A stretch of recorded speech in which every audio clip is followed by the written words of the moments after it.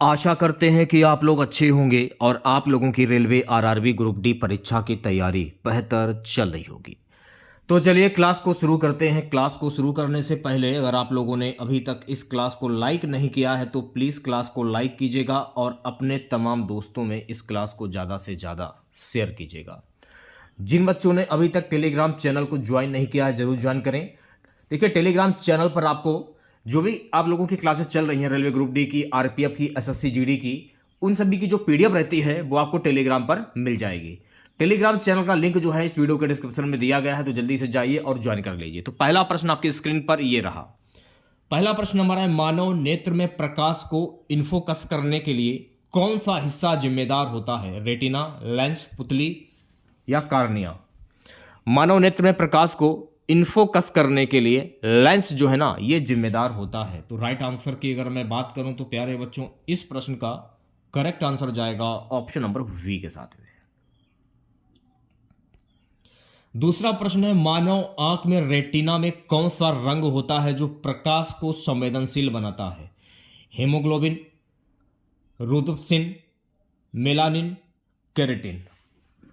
मानव आंख में रेटिना में कौन सा रंग होता है जो प्रकाश को संवेदनशील बनाता है? इसको हम कहते हैं रोदोप्सिन। ऑप्शन नंबर वी जो लोग बता रहे हैं वो बच्चे बिल्कुल करेक्ट हो जाएंगे। ठीक है, चलिए बढ़ते हैं नेक्स्ट क्वेश्चन की ओर। अगला प्रश्न देखिएगा सभी बच्चे, नेत्र के किस भाग से प्रकाश का फैलाव और झिल्ली को नियंत्रित किया जाता है? पुतली, कार्निया, लेंस या रेटिना?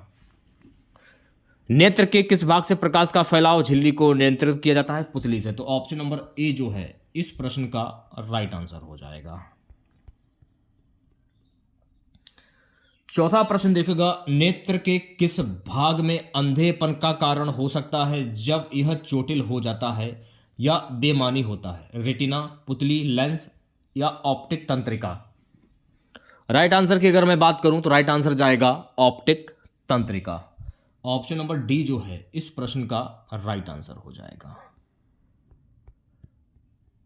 देखिए रेलवे ग्रुप डी के लिए जो 2000 प्रश्नों की पीडीएफ है, जो भी बच्चे इस पीडीएफ को लेना चाहते हैं वो बच्चे इस पीडीएफ को ले सकते हैं। इसमें आपको जीके और साइंस के प्रश्न मिलेंगे। ये मास्टर पीडीएफ आप सिर्फ और सिर्फ 50 रुपीज़ में पे करके प्राप्त कर सकते हैं। इसको लेने के लिए आपको करना क्या होगा, हमें व्हाट्सएप पर मैसेज करना होगा। तो नोट कर लीजिए, हमारा व्हाट्सएप नंबर है 87 651 25 824। ये हमारा व्हाट्सएप नंबर है। इस नंबर पर आप हमें तुरंत मैसेज करें और इस पीडीएफ को आप ले लें। ये पीडीएफ आप लोगों के लिए, ये मानकर चलिए रेलवे ग्रुप डी के लिए रामबाण साबित होगी। सो गाइस अगला प्रश्न है, मानव आंख में रेटिना पर चित्र बनता है तो यह किस प्रकार का चित्र होता है? उल्टा और छोटा, सही आकार का, सीधा और बड़ा, उल्टा और बड़ा? हो सके सभी प्रश्नों के आंसर आप लोग कोशिश कीजिएगा कि कमेंट बॉक्स में दें। उल्टा और छोटा, तो जो भी बच्चे ऑप्शन नंबर ए बता रहे हैं वो बच्चे बिल्कुल करेक्ट हो जाएंगे। चलिए बढ़ते हैं नेक्स्ट क्वेश्चन की ओर। अगला प्रश्न देखेगा सभी बच्चे, नेत्र में चमकदार हरा रंग कौन सा कोशिका उत्पन्न करता है? कान, रॉड, रेटिना या ऑब्जेक्टिव? नेत्र में चमकदार हरा रंग ये कौन का कोशिका उत्पन्न करता है? तो राइट आंसर की अगर मैं बात करूं तो इस प्रश्न का राइट आंसर जाएगा मेरे प्यारे बच्चों ऑप्शन नंबर ए के साथ में। सातवें प्रश्न की बात करूंगा। सो गाइस सातवां प्रश्न देखेगा, मानव आंख में दृष्टि क्षमता की सबसे अधिक सीमा क्या होती है? 4000 nm, 500 nm, 700 nm, 900 nm? मानव आंख में दृष्टि क्षमता की सबसे अधिक सीमा क्या होती है? 700 nm। तो ऑप्शन नंबर सी जो लोग बता रहे हैं वो बच्चे बिल्कुल करेक्ट हो जाएंगे। आठवां प्रश्न देखेगा। सो गाइस आठवां प्रश्न हमारा रहेगा, जब लेंस की आकृति बदलती है तो उसे किस प्रक्रिया द्वारा नियंत्रित किया जाता है? कंजुगेटन, एक्रोमेटिक लेंस या एस्मेटिक लेंस या एक्विलिब्रियम? जब लेंस की आकृति बदलती है तो उसे किस प्रक्रिया द्वारा नियंत्रित किया जाता है? एक्रोमेटिक लेंस के द्वारा। तो बी ऑप्शन जो लोग बता रहे हैं वो बच्चे बिल्कुल करेक्ट हो जाएंगे। चलिए बढ़ते हैं नेक्स्ट क्वेश्चन की ओर। अगला प्रश्न देखेगा सभी बच्चे, नवा प्रश्न है, मानव नेत्र में कुत्ते के समान रात को देख पाने की क्षमता किस संरचना पर निर्भर करती है? कार्निया, रेटिना, रॉड्स या लेंस? आंसर आपका जाएगा रॉड्स के साथ में। ऑप्शन नंबर सी जो है इस प्रश्न का करेक्ट आंसर हो जाएगा। 10वें प्रश्न की मैं बात करूंगा। सो गाइस 10वां प्रश्न देखिएगा। 10वां प्रश्न हमारा है, मानव आंख में लेंस का कार्य क्या है? प्रकाश को फैलाना, प्रकाश को अवशोषित करना, प्रकाश को फोकस करना, प्रकाश को परावर्तित करना। मानव आंख में लेंस का क्या कार्य होता है? प्रकाश को फोकस करना। तो राइट आंसर की अगर मैं बात करूं तो प्यारे बच्चों, इस प्रश्न का करेक्ट आंसर जाएगा ऑप्शन नंबर ए के साथ में। चलिए बढ़ते हैं नेक्स्ट क्वेश्चन की ओर। अगला प्रश्न दिखेगा, नेत्र में पुतली का क्या कार्य होता है? भाई प्रकाश की तीव्रता को नियंत्रित करना, छाया बनाने में मदद करना, आंख की सुरक्षा करना, लेंस को आकार देना। नेत्र में पुतली का क्या कार्य होता है? भाई प्रकाश के तीव्रता को नियंत्रित करना। तो जो भी बच्चे ऑप्शन नंबर ए की ओर जा रहे हैं वो बच्चे बिल्कुल करेक्ट हो जाएंगे। ठीक है, चलिए बढ़ते हैं नेक्स्ट क्वेश्चन की ओर। 12वें प्रश्न की मैं बात करूंगा। सो गाइस 12वां प्रश्न देखेगा, किस कारण से हमारी आंखें जलती हैं या थकी हुई महसूस होती हैं जब हम लंबे समय तक कंप्यूटर स्क्रीन देखते हैं? आंखों में अधिक नमी आना, पुतली का सख्त हो जाना, मसल्स का तनाव और शुष्कता, आंखों में अत्यधिक लेंस दबाव। मसल्स का तनाव और शुष्कता। तो ऑप्शन नंबर सी जो लोग बता रहे हैं वो बच्चे बिल्कुल करेक्ट हो जाएंगे। अगला प्रश्न देखोगा सभी बच्चे। सो गाइस 13वां प्रश्न है कि मानव आंख में जिस प्रक्रिया से लेंस अपनी आकार में बदलाव करता है उसे क्या कहते हैं? मानव में जिस प्रक्रिया से लेंस अपनी आकार में बदलाव करता है उसको हम कहते हैं एक्यूटाइजेशन। ऑप्शन नंबर डी जो लोग बता रहे हैं वो बच्चे बिल्कुल करेक्ट हो जाएंगे। चलिए बढ़ते हैं अगले प्रश्न की ओर। अगला प्रश्न देखोगा सभी बच्चे, मानव आंख में यदि रेटिना पर कोई छाया नहीं बनती तो क्या परिणाम होगा? व्यक्ति पूरी तरह से अंधा हो जाएगा, व्यक्ति को दृष्टि संबंधी समस्या होगी, दृष्टि धुंधली हो जाएगी, कोई प्रभाव नहीं पड़ेगा। मानव आंख में यदि रेटिना पर कोई छाया नहीं बनती है तो क्या परिणाम होगा? व्यक्ति को दृष्टि संबंधी समस्या होगी। तो इस प्रश्न का जो राइट आंसर जाएगा मेरे प्यारे बच्चों ऑप्शन नंबर वी के साथ में। 15वें प्रश्न की मैं बात करूंगा, मानव आंख में फोटोरिसेप्टर्स के दो प्रकार क्या हैं? तो मानव आंख में फोटोरिसेप्ट के दो प्रकार हैं, रॉड्स और कॉन्स। तो ऑप्शन नंबर वी जो लोग बता रहे हैं वो बच्चे बिल्कुल करेक्ट हो जाएंगे। नेक्स्ट क्वेश्चन की मैं बात करूंगा। सो गाइस अगला प्रश्न देखेगा 16वां, रेटिना में कौन सी कोशिकाएं रंगों को पहचानने के लिए जिम्मेदार होती हैं?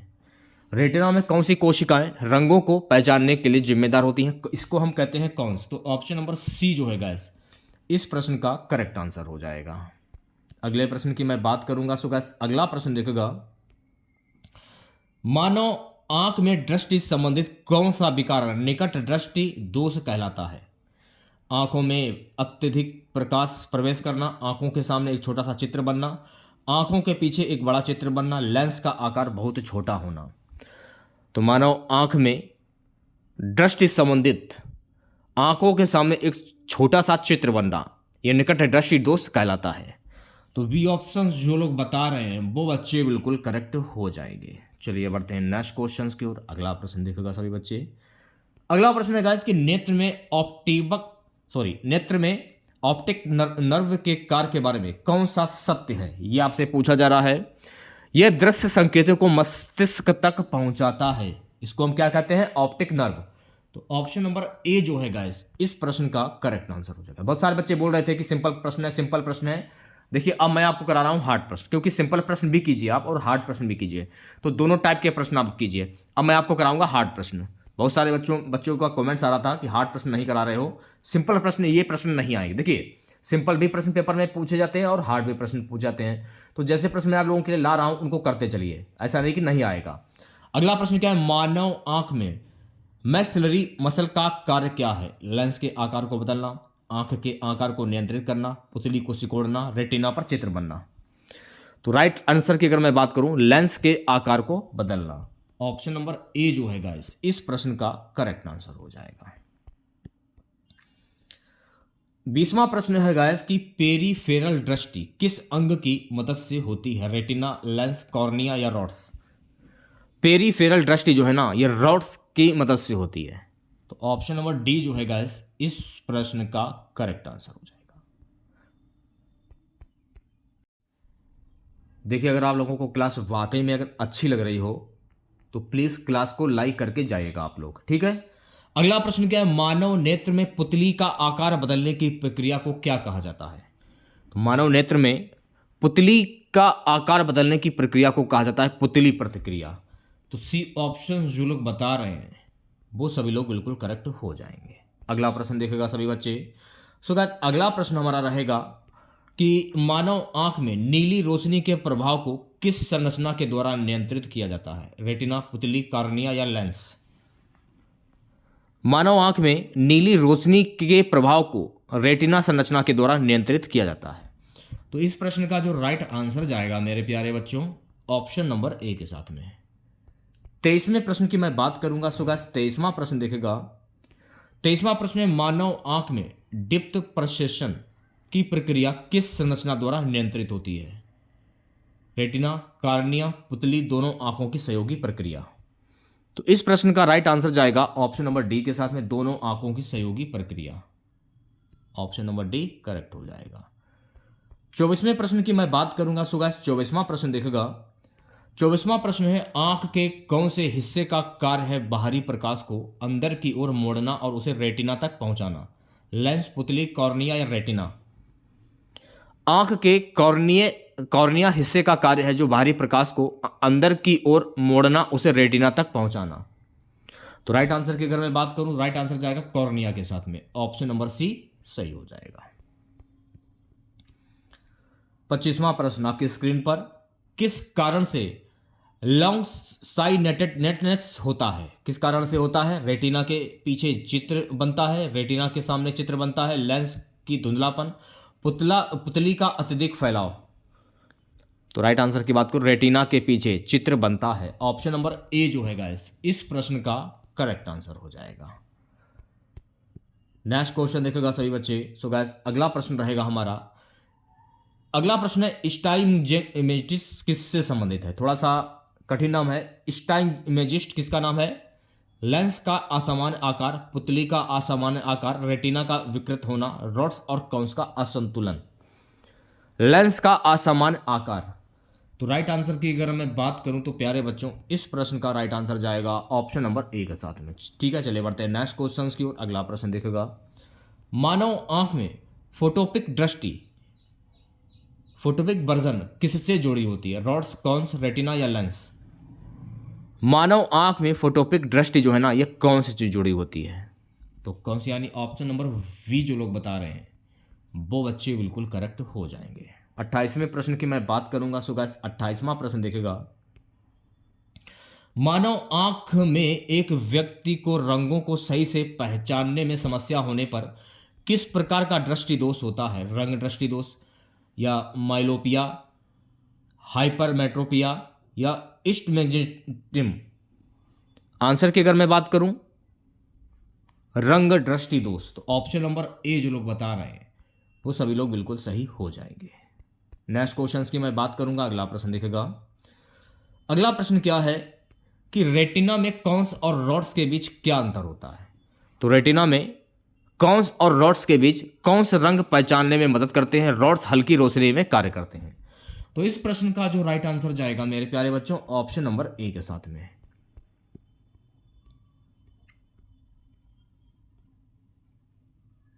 अगला प्रश्न क्या है कि किरोमेटोस्पिया ये क्या है। आंखों में लेंस का विकृत होना, रंगों की गलत पहचान, आंखों में अत्यधिक रोशनी का प्रवेश, दृष्टि धुंधली होना, रंगों की गलत पहचान। तो राइट आंसर की अगर मैं बात करूं तो प्यारे बच्चों, इस प्रश्न का जो राइट आंसर जाएगा ऑप्शन नंबर वी के साथ में, ठीक है। चलिए बढ़ते हैं नेक्स्ट क्वेश्चंस की ओर। अगला प्रश्न देखेगा। सो गाइस, अगला प्रश्न हमारा रहेगा, मानव आंख में जो कोशिकाएं गहरे अंधेरे में कार्य करती हैं उन्हें क्या कहा जाता है, रॉड्स कहा जाता है, कॉन्स कहा जाता है, तंत्रिका कोशिकाएं कही जाती हैं, लेंस कोशिकाएं कही जाती हैं। तो उन्हें कहा जाता है रॉड्स। तो रॉड्स इस प्रश्न का करेक्ट आंसर हो जाएगा, ये आपको ध्यान में रखना है। अगला प्रश्न देखेगा। सो गाइस, अगला प्रश्न है, मानव आंख में लेंस को किस संरचना से स्थिर किया जाता है, लिंगामेट, रेटिना, पुतली या कार्निया। मानव आंख में लेंस को लिंगामेट में स्थिर किया जाता है। तो इस प्रश्न का जो राइट आंसर जाएगा लिंगामेट, ऑप्शन नंबर ए करेक्ट हो जाएगा। अगले प्रश्न की मैं बात करूंगा। सो गाइस अगला प्रश्न देखेगा कि निम्नलिखित में से कौन सा रक्त का कार्य नहीं है? पोषक तत्वों का परिवहन, शरीर का तापमान नियंत्रित करना, सफेद रक्त कोशिकाओं का निर्माण, पदार्थों का डिटॉक्सिफिकेशन। कौन सा रक्त का कार्य नहीं है? सफेद रक्त कोशिकाओं का निर्माण। तो इस प्रश्न का जो राइट आंसर जाएगा ऑप्शन नंबर सी के साथ में। 34वें प्रश्न की मैं बात करूंगा। किस रक्त समूह को सार्वभौमिक दाता यानी यूनिवर्सल डोनर कहा जाता है? ए, बी, ए, ओ या बी? इंपॉर्टेंट प्रश्न है, एक बार अच्छे से देख लीजिएगा आप लोग। रेलवे ग्रुप डी के एग्जाम में पिछले वर्ष ये प्रश्न पूछा गया था। आंसर आपका जाएगा ऑप्शन नंबर सी के साथ में, ओ। चलिए बढ़ते हैं नेक्स्ट क्वेश्चंस की ओर। अगला प्रश्न देखेगा सभी बच्चे। अगला प्रश्न क्या है? निम्नलिखित रक्त समूह संयोजन में कौन सा एक रक्त संचार के लिए असंगत होगा? यह भी प्रश्न आपके रेलवे ग्रुप डी के एग्जाम में पिछले साल पूछा गया था। ए सी ए बी, बी सी ए, ओ से ए बी, ए से ए। निम्नलिखित रक्त संयोजन में कौन सा एक रक्त संचार के लिए असंगत होगा? B C A. Option number B जो लोग बता रहे हैं वो सभी लोग बिल्कुल करेक्ट हो जाएंगे। अगला प्रश्न देखेगा सभी बच्चे। सो गाइस अगला प्रश्न हमारा रहेगा, ए बी ओ रक्त समूह प्रणाली के बारे में निम्नलिखित में से कौन सा सत्य है? ए बी ओ रक्त समूह प्रणाली के बारे में निम्नलिखित में से कौन सा सत्य है? समूह ओ में प्लाज्मा में एंटी ए और एंटी बी एंटीबॉडीज होता है। तो राइट आंसर की अगर मैं बात करूं तो इस प्रश्न का जो राइट आंसर जाएगा ऑप्शन नंबर ए के साथ में। 37वें प्रश्न की मैं बात करूंगा। सो गाइस 37वां प्रश्न रहेगा, एक बच्चे का रक्त समूह किससे निर्धारित होता है? केवल पिता के रक्त समूह से, केवल मां के रक्त समूह से, दोनों माता पिता के रक्त समूह से, बच्चे के अपने रक्त समूह से? एक बच्चे का रक्त समूह दोनों माता पिता के रक्त समूह से निर्धारित होता है। तो राइट आंसर की अगर मैं बात करूं तो प्यारे बच्चों इस प्रश्न का राइट आंसर जाएगा ऑप्शन नंबर सी के साथ में। नेक्स्ट क्वेश्चन देखेगा, आर एच तत्व क्या है? देखिएगा आर एच तत्व जो है ना, लाल रक्त कोशिकाओं में पाया जाने वाला एक प्रोटीन है। तो इस प्रश्न का जो राइट आंसर जाएगा मेरे प्यारे बच्चों ऑप्शन नंबर वी के साथ में। 39वां प्रश्न है, मानव रक्त में सामान्य रूप से हीमोग्लोबिन की मात्रा क्या होती है? 10 से 12 ग्राम डल, 12 से 15 ग्राम डल, 14 से 18 ग्राम डल, 20 से 25 ग्राम डल। मानव रक्त में सामान्य रूप से हीमोग्लोबिन की मात्रा कितनी होती है? 12 से 15 ग्राम डल, 12 से 15 ग्राम। ऑप्शन नंबर वी जो लोग बता रहे हैं वो बच्चे बिल्कुल करेक्ट हो जाएंगे। 40वां प्रश्न देखेगा सभी बच्चे। सो गाइस 40वां प्रश्न रहेगा, रक्त के थक्के बनने की प्रक्रिया को मुख्य रूप से कौन नियंत्रित करता है? देखिए सबसे पहले मैंने आपको लेंस वाला जो टॉपिक था उसके कुछ महत्वपूर्ण क्वेश्चन मैंने आप लोगों को कराए हैं। अब मैं आपको करा रहा हूं रक्त से संबंधित कुछ महत्वपूर्ण प्रश्न। रक्त के थक्के बनने की प्रक्रिया को मुख्य रूप से कौन नियंत्रित करता है? प्लेट्स। इंपॉर्टेंट प्रश्न ये भी है। जितने भी प्रश्न मैं आपको करा रहा हूं सारे के सारे इंपॉर्टेंट प्रश्न हैं, इन्हें जरूर देखेगा। 41वां प्रश्न आपकी स्क्रीन पर। 41वां प्रश्न है, निम्नलिखित में से कौन सा रक्त घटक इम्यूनिटी के लिए जिम्मेदार है? लाल रक्त कोशिकाएं, प्लेट्स, सफेद रक्त कोशिकाएं या प्लाज्मा? सफेद रक्त कोशिकाएं इम्यूनिटी के लिए जिम्मेदार हैं। तो ऑप्शन नंबर सी जो है गाइस इस प्रश्न का करेक्ट आंसर हो जाएगा। सो गाइस अगला प्रश्न है हमारा, किस रोग का कारण आरएस तत्व की असंगति हो सकती है जब मां और भ्रूण में आरएस तत्व अलग अलग होते हैं? इसको हम कहते हैं एरिथ्रोब्लास्टोसिस फेटलिस। थोड़ा सा कठिन नाम है, इसको पढ़ने में थोड़ी सी हमें दिक्कत हो रही है। बी ऑप्शन जो है इस प्रश्न का राइट आंसर हो जाएगा। सो गाइस अगला प्रश्न देखेगा। अगला प्रश्न क्या है? अगला प्रश्न है, निम्नलिखित में से कौन सा रक्त समूह आरएस तत्व नहीं होता? A B plus, O minus, A plus, B plus. कौन सा रक्त समूह में आरएस तत्व नहीं होता? इंपॉर्टेंट प्रश्न है, एक बार देख लीजिएगा आप लोग। ओ माइनस, तो बी ऑप्शन जो है गाइस इस प्रश्न का करेक्ट आंसर हो जाएगा। 44वां प्रश्न देखेगा। सो गाइस 44वां प्रश्न, प्लाज्मा का निम्नलिखित में से कौन सा कार्य है? ऑक्सीजन का परिवहन, पोषक तत्वों का परिवहन, कार्बन डाइऑक्साइड का परिवहन, पोषक तत्वों और अवशिष्ट उत्पादों का परिवहन। प्लाज्मा का निम्नलिखित में से कौन सा कार्य है? पोषक तत्वों और अवशिष्ट उत्पादों का परिवहन। तो इस प्रश्न का जो राइट आंसर जाएगा मेरे प्यारे बच्चों, ऑप्शन नंबर डी के साथ में। नेक्स्ट क्वेश्चन देखेगा। सो गाइस अगला प्रश्न हमारा रहेगा, रक्त कोशिकाओं का निर्माण कहाँ होता है? हड्डी के मज्जा में, यकृत में, तंत्रिका तंतु या प्लीहा? तो रक्त कोशिकाओं का निर्माण हड्डी के मज्जा में होता है, हड्डी के मज्जा। तो ऑप्शन नंबर ए जो है इस प्रश्न का करेक्ट आंसर हो जाएगा।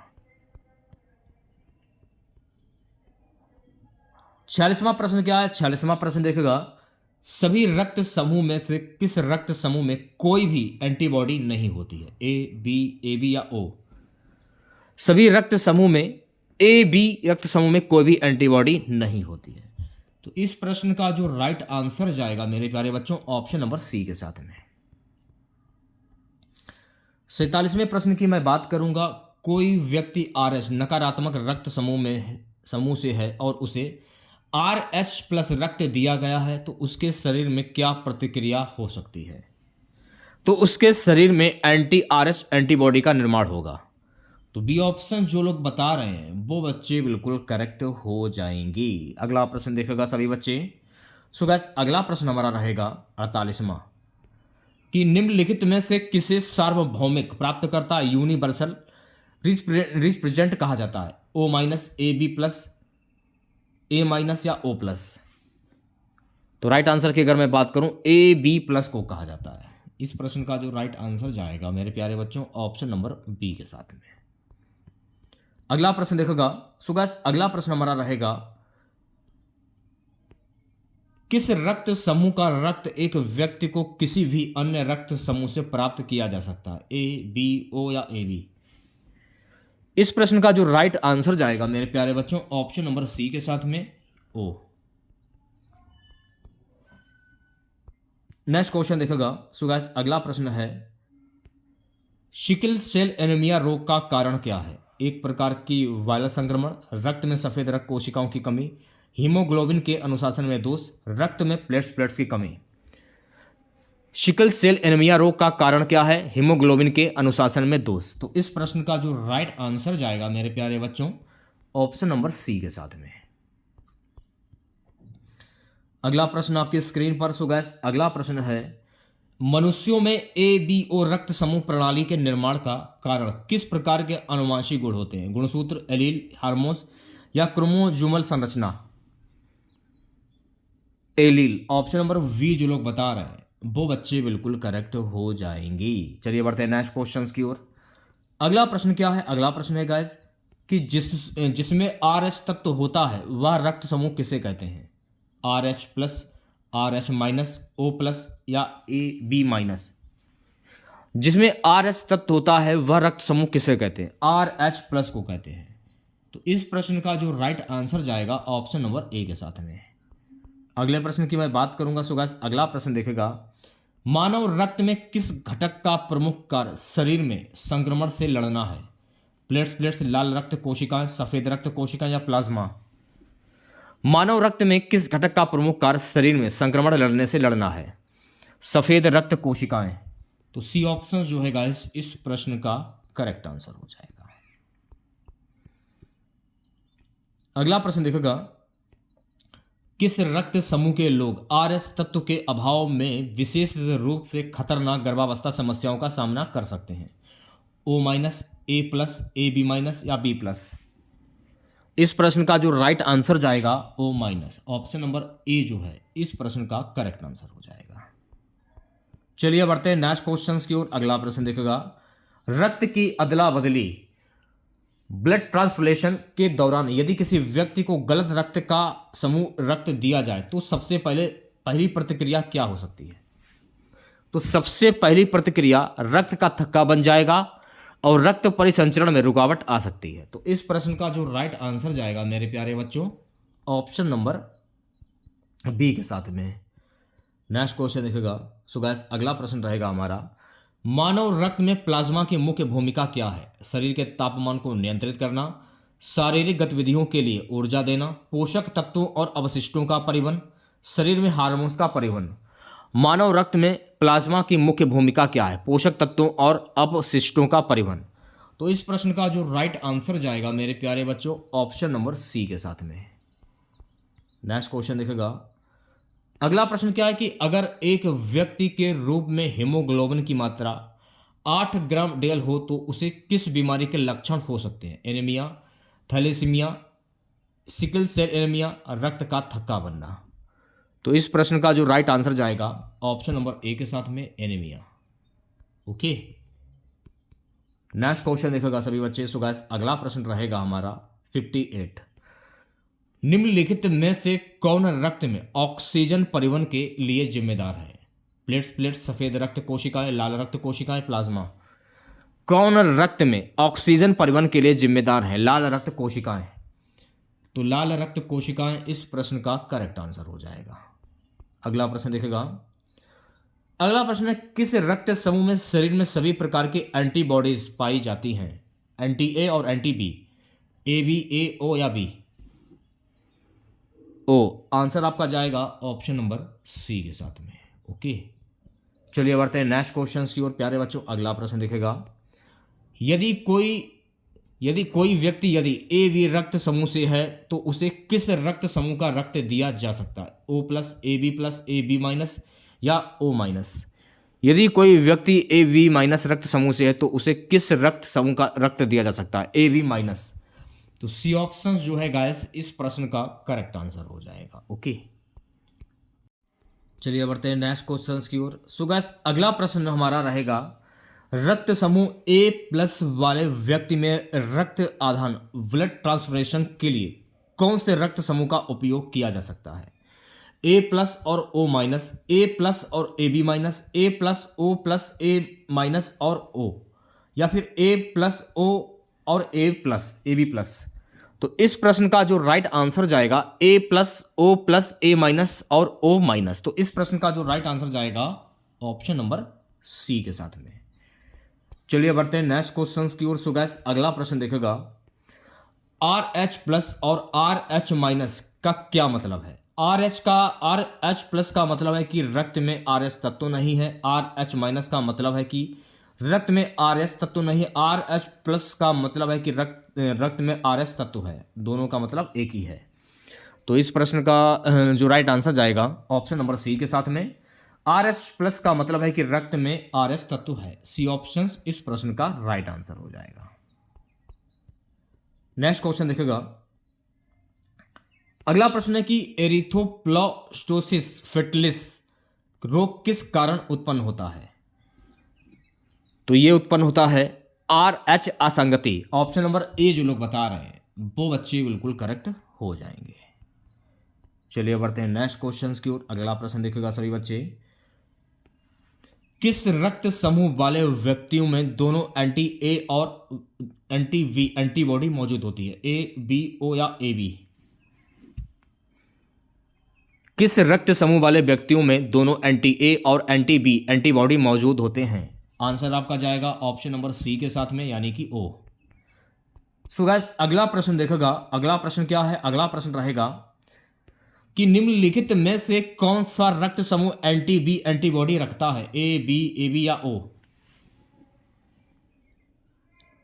ए रक्त समूह एंटी बी एंटीबॉडी रखता है। तो इस प्रश्न का जो करेक्ट आंसर जाएगा मेरे प्यारे बच्चों ऑप्शन नंबर ए के साथ में। अगला प्रश्न देखेगा सभी बच्चे, किस रक्त समूह के व्यक्ति को केवल ओ माइनस रक्त समूह से ही रक्त दिया जा सकता है? O minus, O plus, A B plus या ए प्लस? तो राइट आंसर की अगर मैं बात करूं O minus, option number A जो है गाइस इस प्रश्न का राइट आंसर हो जाएगा। ठीक है, चलिए बढ़ते हैं नेक्स्ट क्वेश्चन की ओर। अगला प्रश्न देखेगा 67 प्रश्न हमारा रहेगा कि निम्नलिखित में से कौन सा रक्त समूह वाला व्यक्ति सार्वभौमिक प्राप्त करता है? A plus, O plus, A B minus या ए बी प्लस? कौन सा रक्त समूह वाला व्यक्ति सार्वभौमिक प्राप्त करता है? तो ए बी प्लस।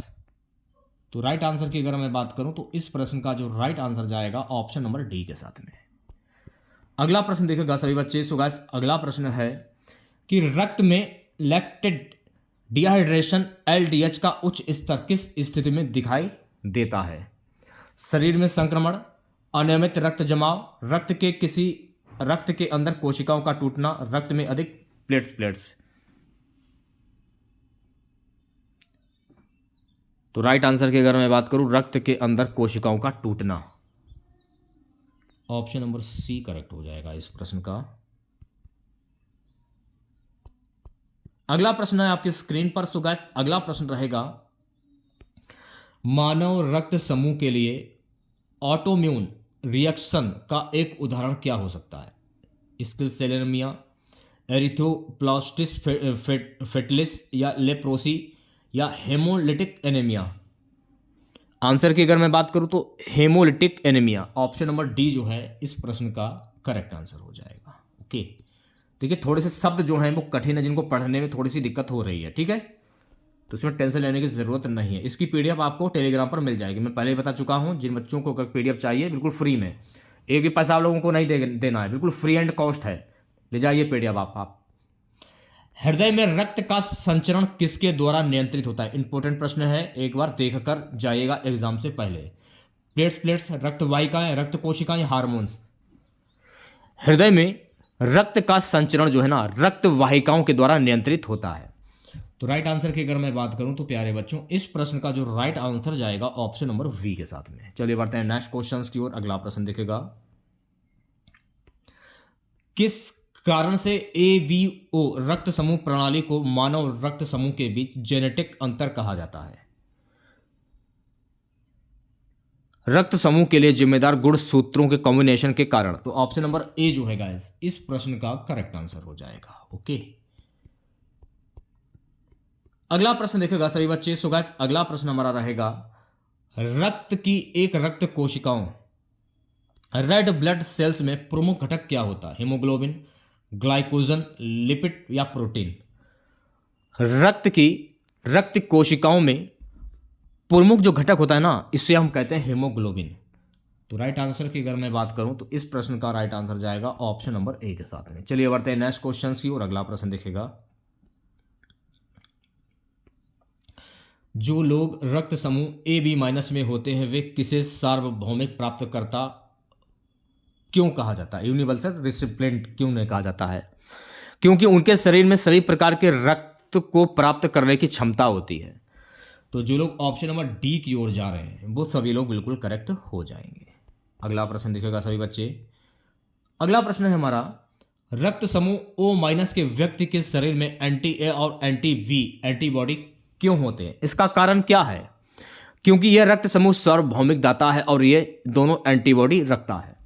तो इस प्रश्न का जो राइट आंसर जाएगा मेरे प्यारे बच्चों ऑप्शन नंबर बी के साथ में। अगले प्रश्न की मैं बात करूंगा। सो गाइस, अगला प्रश्न देखेगा, रक्त समूह ए बी माइनस वाले व्यक्ति के लिए सुरक्षित रक्त आधान में कौन सा रक्त समूह देना चाहिए? A B plus, A B minus, O plus, या O minus? A B minus, option number B जो लोग बता रहे हैं वो बच्चे बिल्कुल करेक्ट हो जाएंगे। अगला प्रश्न देखेगा। सो गाइस, अगला प्रश्न हमारा रहेगा, किस रक्त समूह के व्यक्ति में किसी भी प्रकार की रक्त आधान के लिए सबसे कम सीमाएं होती हैं? A plus, O minus, A B plus, O plus? Answer की अगर मैं बात करूं A B plus, option number C जो लोग बता रहे हैं वो बच्चे बिल्कुल करेक्ट हो जाएंगे। अगला प्रश्न देखेगा, मानव शरीर में कुल कितनी अंग प्रणालियां पाई जाती हैं? 10, 11, 12 या 13? तो मानव शरीर में कुल 11 अंग प्रणालियां पाई जाती हैं। तो राइट आंसर की अगर मैं बात करूं तो प्यारे बच्चों इस प्रश्न का राइट आंसर जाएगा ऑप्शन नंबर वी के साथ में। 78वां प्रश्न देखेगा। 78वां प्रश्न है कि शरीर में पाचन की प्रक्रिया कहां शुरू होती है? पेट, गले में, मुंह में, या आंत में? तो शरीर में पाचन की जो प्रक्रिया है ना, ये मुंह से शुरू होती है। आंसर की अगर मैं बात करूं इस प्रश्न का जो राइट आंसर जाएगा ऑप्शन नंबर सी के साथ में। अगला प्रश्न है, मानव शरीर में रक्त का मुख्य कार्य क्या है? शरीर तंत्रिका संकेतों का संचार, पोषक तत्वों का परिवहन, शारीरिक गतिविधियों का समर्थन, अंगों का संकुचन करना? तो मानव शरीर में रक्त का मुख्य कार्य होता है पोषक तत्वों का परिवहन। तो ऑप्शन नंबर वी जो है गाइस इस प्रश्न का करेक्ट आंसर हो जाएगा। नेक्स्ट क्वेश्चन देखेगा। अगला प्रश्न है, मानव शरीर में किस अंग के द्वारा हार्मोन्स स्त्रावित होते हैं? यकृत, अंतःस्रावी ग्रंथियां, गुर्दे या हृदय? तो मानव शरीर में अंतःस्रावी ग्रंथियों के द्वारा हार्मोन्स स्त्रावित होते हैं। तो ऑप्शन नंबर वी जो है गाइस इस प्रश्न का करेक्ट आंसर हो जाएगा। अगले प्रश्न की मैं बात करूंगा। सो गाइस अगला प्रश्न आपकी स्क्रीन पर, निम्नलिखित में से कौन सा अंग श्वसन प्रणाली का हिस्सा नहीं है? नासिका, गला, यकृत या फेफड़े? यकृत अंग श्वसन प्रणाली का हिस्सा नहीं है। तो इस प्रश्न का जो राइट आंसर जाएगा मेरे प्यारे बच्चों ऑप्शन नंबर सी के साथ में। नेक्स्ट क्वेश्चन देखेगा सभी बच्चे। सो गाइस अगला प्रश्न देखेगा, मानव शरीर में तंत्रिका प्रणाली का मुख्य कार्य क्या है? अंगों का पोषण करना, उत्तेजनाओं का संचार, रक्त परिसंचरण, भोजन का पाचन? मानव शरीर में तंत्रिका प्रणाली का मुख्य कार्य है उत्तेजनाओं का संचार। तो ऑप्शन नंबर वी जो है गाइस इस प्रश्न का करेक्ट आंसर हो जाएगा। ओके, चलिए बढ़ते हैं नेक्स्ट क्वेश्चन की ओर। अगला प्रश्न देखेगा, मानव शरीर में किस अंग में रक्त कोशिकाएं बनती हैं? हृदय, यकृत, अस्थि मज्जा या गुर्दा? मानव शरीर में अस्थि मज्जा रक्त कोशिकाएं बनती हैं। तो ऑप्शन नंबर सी जो लोग बता रहे हैं वो बच्चे बिल्कुल करेक्ट हो जाएंगे। ठीक है, चलिए बढ़ते हैं नेक्स्ट क्वेश्चन की ओर। अगला प्रश्न देखेगा, किस अंग प्रणाली के द्वारा शरीर में पानी और खनिजों का संतुलन बनाए रखा जाता है? पाचन प्रणाली, श्वसन प्रणाली, उत्सर्जन प्रणाली या तंत्रिका प्रणाली? इस प्रश्न का जो राइट आंसर जाएगा उत्सर्जन प्रणाली। ऑप्शन नंबर सी जो है इस प्रश्न का करेक्ट आंसर हो जाएगा। अगला प्रश्न है, किस अंग का कार्य शरीर में ऑक्सीजन और कार्बन डाइऑक्साइड का आदान प्रदान करना है? फेफड़े, हृदय, मुंह या आंत? आंसर आपका जाएगा ऑप्शन नंबर ए के साथ में, यानी कि फेफड़े। नेक्स्ट क्वेश्चन देखेगा सभी बच्चे प्यारे बच्चों। अगला प्रश्न है, शरीर में अंगों को सुरक्षा देने वाली प्रणाली क्या कहलाती है? हड्डी और मांसपेशी प्रणाली, तंत्रिका प्रणाली, रक्त परिसंचरण प्रणाली या पाचन प्रणाली? शरीर में अंगों को सुरक्षा देने वाली प्रणाली कहलाती है हड्डी और मांसपेशी प्रणाली। तो इस प्रश्न का जो राइट आंसर जाएगा मेरे प्यारे बच्चों ऑप्शन नंबर ए के साथ में। अगला प्रश्न, मानव शरीर में मांसपेशियों की कितनी प्रमुख प्रकार की होती हैं? 1, 2, 3 या 4? तो मानव शरीर में मांसपेशियों की कुल 3 प्रमुख होती हैं। तो इस प्रश्न का जो राइट आंसर जाएगा ऑप्शन नंबर सी के साथ में। अगला प्रश्न है, वह अंग कौन सा है जो शरीर के तापमान को नियंत्रित करने में मदद करता है? यकृत, हृदय, त्वचा, मस्तिष्क? इस अंग का नाम है त्वचा, जो कि शरीर के तापमान को नियंत्रित करने में मदद करता है। तो राइट आंसर की अगर मैं बात करूं तो राइट आंसर जाएगा ऑप्शन नंबर सी के साथ में। चलिए बढ़ते हैं नेक्स्ट क्वेश्चंस की ओर। अगला प्रश्न हमारा, हड्डियां और मांसपेशियां किस प्रणाली का हिस्सा हैं? रक्त परिसंचरण प्रणाली, पाचन प्रणाली, तंत्रिका प्रणाली, कंकाल और मांसपेशी प्रणाली? हड्डियां और मांसपेशी जो है ना ये कंकाल और मांसपेशी प्रणाली का हिस्सा है। तो राइट आंसर की अगर मैं बात करूं तो प्यारे बच्चों इस प्रश्न का राइट आंसर जाएगा ऑप्शन नंबर डी के साथ में। चलिए बढ़ते हैं नेक्स्ट क्वेश्चंस की ओर। अगला प्रश्न देखेगा, मस्तिष्क के किस भाग में शारीरिक संतुलन नियंत्रित होता है?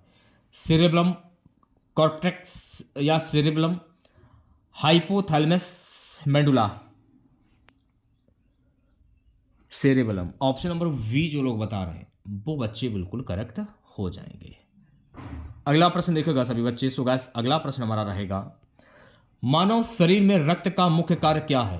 प्रतिरक्षा प्रणाली को बढ़ावा देना, शरीर को पोषण और ऑक्सीजन प्रदान करना, शरीर को शारीरिक संतुलन बनाए रखना, शरीर का तापमान बनाए रखना? मानव शरीर में रक्त का मुख्य कार्य होता है शरीर को पोषण और ऑक्सीजन प्रदान करना। तो राइट आंसर की अगर मैं बात करूं तो प्यारे बच्चों इस प्रश्न का राइट आंसर जाएगा ऑप्शन नंबर वी के साथ में। अगला प्रश्न है गाइस कि पित्त का निर्माण कहां पर होता है? यकृत, परकियास, आंत या गुर्दा? तो देखिए पित्त का जो निर्माण है ना ये यकृत में होता है। तो यकृत इस प्रश्न का करेक्ट आंसर हो जाएगा, यानी कि ऑप्शन नंबर ए। चलिए बढ़ते हैं नेक्स्ट क्वेश्चंस की ओर। अगला प्रश्न देखेगा सभी बच्चे, निम्नलिखित में से कौन सी ग्रंथि शरीर में पानी का संतुलन बनाए रखने के लिए जिम्मेदार है? थायराइड, पिट्यूटरी ग्रंथि, अधिवृक्क ग्रंथि या अंडकोश? अधिवृक्क ग्रंथि। ऑप्शन नंबर सी जो है गाइस इस प्रश्न का करेक्ट आंसर हो जाएगा। नेक्स्ट क्वेश्चन की मैं बात करूंगा। सो गाइस अगला प्रश्न देखेगा। अगला प्रश्न हमारा है कि कौन कौन कौन सा अंग रक्त शर्करा ग्लूकोज के स्तर को नियंत्रित करता है? यकृत, पैंक्रियास, गुर्दा या मस्तिष्क? तो इस प्रश्न का जो राइट आंसर जाएगा पैंक्रियास। ऑप्शन नंबर वी जो है गाइस इस प्रश्न का करेक्ट आंसर हो जाएगा।